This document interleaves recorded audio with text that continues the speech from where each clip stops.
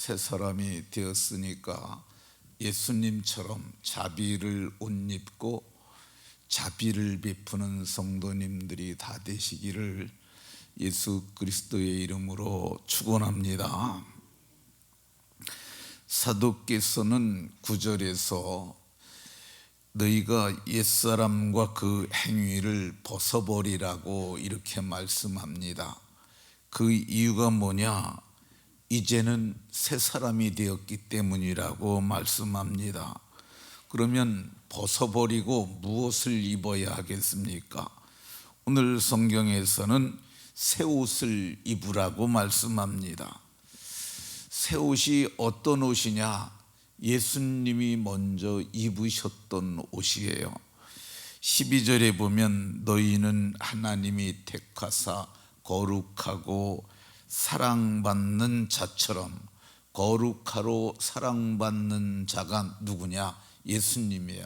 예수님처럼 너희가 새 옷을 입으라고 말씀합니다. 예수님께서는 5가지의 새 옷을 입으셨어요. 긍휼, 자비, 겸손, 온유, 오래 참음을 옷 입으셨는데 너희도 이 옷을 입으라고 말씀하십니다. 오늘은 그 2번째 옷, 긍휼을 살펴봤고요. 오늘은 자비가 어떤 옷인지 살펴보도록 하겠습니다. 마태복음 12장 7절에 보면 나는 자비를 원하고 제사를 원하지 아니하노라, 예수님께서 친히 말씀하셨어요. 그러니까 이 자비는 제사보다 예수님이 더 원하시는 거야. 그럼 이 자비가 뭐냐? 우리말 사전에는 크게 사랑하고 가엾게 여기는 것이라고 이렇게 말씀합니다. 크게 사랑하고 가엾게 불쌍히 여기는 것을 말하고요. 근데 이 자비라는 용어를 기독교보다도 먼저 채용한 집단이 있는데 그게 불교죠. 불교에서는 이거를 불교의 대표적인 불성으로 얘기를 하는데, 이 불교에서는 이 자비를 중생에게 즐거움과 복을 주고 괴로움과 고통을 없게 하는 것이라고 이렇게 얘기를 합니다.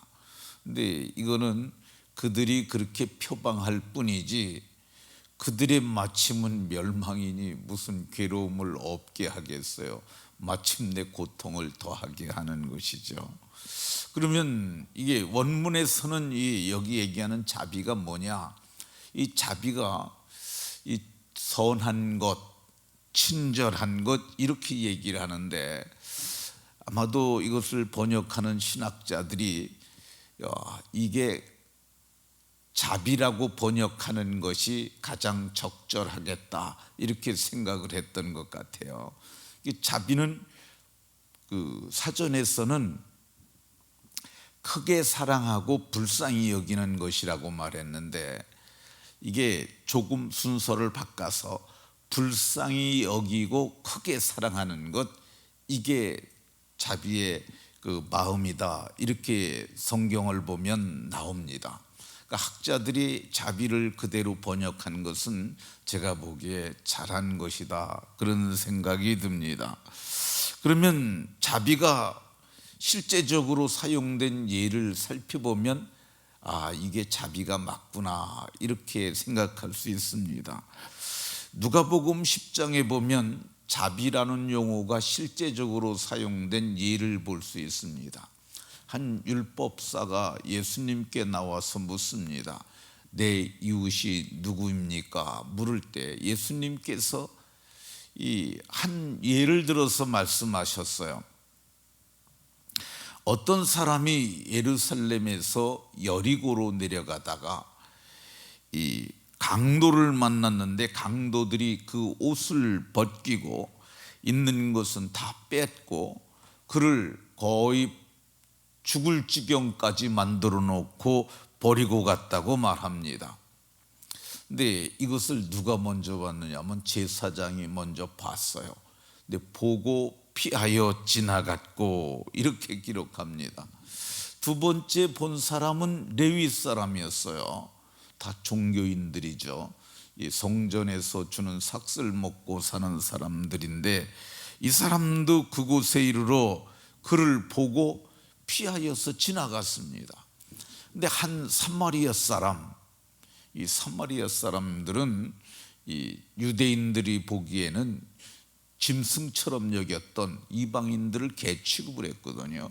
그랬던 사람인데 예수님이 사마리아 사람을 예를 들어서 말씀하시길, 그 사람이 여행 중이었는데 지나가다가 그 사람을 보고 피하여 지나가지 아니하고 그 사람은 가까이 가가지고 그에게 기름을 바르고 포도주를 붓고 그리고 상처를 싸매주고 그리고 자기가 타고 왔던 그 짐승에 그 사람을 태우고 주막으로 데려가서 밤새도록 돌봐주고 그 이튿날 좀 회복이 되니까 그 사람을 그 여관에게 맡기면서 말하기를, 그가 2데나리온을 주고 우리나라 돈으로 얘기하면 40-50만 원을 준 거죠. 그걸 주면서 이 부비가 더 들면, 부대 비용, 치료를 하는데 비용이 더 들면 내가 다시 이 길로 올 테니까 올 때 갚아줄 테니까 이 사람을 보살펴 주시오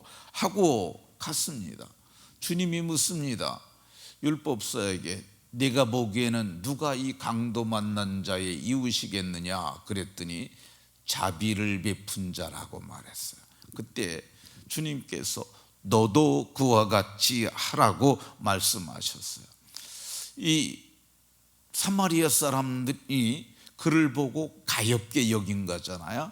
불쌍히 매를 맞아가지고 거의 죽고 상처도 나고 그랬으니까 불쌍히 여기고 그리고 그에게 사랑을 베푼 거죠. 근데 이게 작은 사랑이 아니에요. 자기도 자기 스케줄이 있는데 그거 버리고 그를 다 돌봐줬으니까 이거 큰 사랑을 베푼 거죠. 그러니까 불쌍히 여기고 사랑을 베푼 것, 이것이 자비라 할 것입니다. 이 자비를 베풀려면은요, 우선 지나가다 못 본 척하고 오지 않고 다가가니까 이게 첫 번째가 관심이에요. 그리고 자기의 포도주와 기름을 부었잖아요. 자기 물질이 소비되는 거예요. 뿐만 아닙니다. 상처를 싸매주고 그러려면 시간이 들잖아요. 뿐만 아닙니다. 그가 수고와 희생을 합니다. 자기가 타고 다니는 나귀, 그거는 이 두 사람이 타기에는 좀 그런 짐승이거든요. 그러니까 그 사람 태웠으니까 자기는 걸어가지 않았겠어요. 그리고 여관 주인에게 맡겨두고 뭐라고 그러냐면, 내가 이 돈을 우선 줄 테니까 이걸 받고 비용이 더 들면 내가 갚아주겠다고 이렇게 했던 것을 볼 수가 있습니다. 이 자비를 주님께서 이렇게 말씀하셨어요.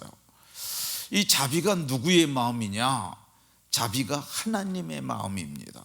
그러니까 성경을 보면 창세기 19장에 소돔 성이 멸망할 때 구원받은 사람이 있습니다. 롯과 그의 가족들이죠. 근데 성경을 보면 이렇게 얘기를 합니다. 그 사람들이 롯의 손과 그 아내의 손과 두 딸의 손을 잡아 인도하여 성 밖에 두니 이는 여호와께서 그에게 자비를 더하심이라. 여호와께서 자비를 더하심이라. 불쌍히 여기고 사랑을 베푸는 거죠. 그래서 천사를 보내주시고 메시지를 전해주시고 그래도 저들이 지체하니까 손을 잡고 이끌어냈던 것을 볼 수가 있습니다. 예수님께서도 제자들에게 이렇게 말씀하셨습니다. 너희 아버지의 자비로우심과 같이 너희도 자비로운 자가 되라. 너희 아버지가 누구예요? 우리 하늘 하나님 아닙니까? 하나님의 자비로우심과 같이 너희도 자비로운 자가 되라. 그러니까 우리에게 너희가 자비로운 자가 되라고 이렇게 말씀합니다. 그러니까 자비가 어디서 온 거냐? 하나님의 마음에 있었는데 그 마음을 가지고 예수님이 이 땅에 오셔서 그걸 우리에게 가르쳐 주셨고, 우리가 행할 수 있도록 하셨고, 우리가 또 저들에게 자비를 베풀어서 불교가 얘기하는 자비로운 세상이 아니라 정말 하나님이 말씀하시는 자비로운 세상이 오기를 원하셨던 것을 볼 수가 있습니다. 이 중세 시대에는 이 자비의 7계명이 있었다고 그럽니다. 이 자비의 7계명이 마태복음 25장에 나오는 건데요. 근데 보면 내가 줄일 때 너희가 내게 먹을 것을 주었고, 내가 목마를 때 내게 와서 마실 것을 주었고, 내가 헐벗었을 때 너희가 내게 옷을 입혀주었고, 내가 병들었을 때 내게 와서 문병했고, 그리고 내가 나그네 되었을 때 너희가 돌아보았고, 그리고 옥에 갇혔을 때 너희가 매일 와서, 매일은 아니지만 옥에 갇혔을 때 와서 보았느니라. 근데 이게 6개거든요. 근데 중세는, 중세라고 그러면 5세기부터 15세기까지 1000년의 기간을 중세 1000년이라고 일컫습니다. 그러니까 이때는 기독교하고 천주교하고 갈라지기 이전의 시대예요. 그러니까 그때의 7계명을 뭐라고 그랬느냐 하면 죽었을 때 묻어주는 것, 장례까지를 포함해서 7계명으로 했다고 그럽니다. 오늘 바울 사도께서는 너희가 새 사람이 되었으니까 주님이 입으셨던 그 옷을 너희도 입으라고 권하면서 이 옷이 자비라고 이렇게 말씀합니다. 이 자비를 우리가 행하면은요, 세상이 우리를 칭찬할 겁니다. 그리고 나중에는 하나님께서 우리에게 상을 베풀어 줄 겁니다. 그러니까 오늘 옛사람과 그 행위를 벗어버렸으니까 새 옷을 입되 주님이 주셨던 자비를 입고 자비를 행하는 복된 성도들이 다 되시기를 예수 그리스도의 이름으로 축원합니다.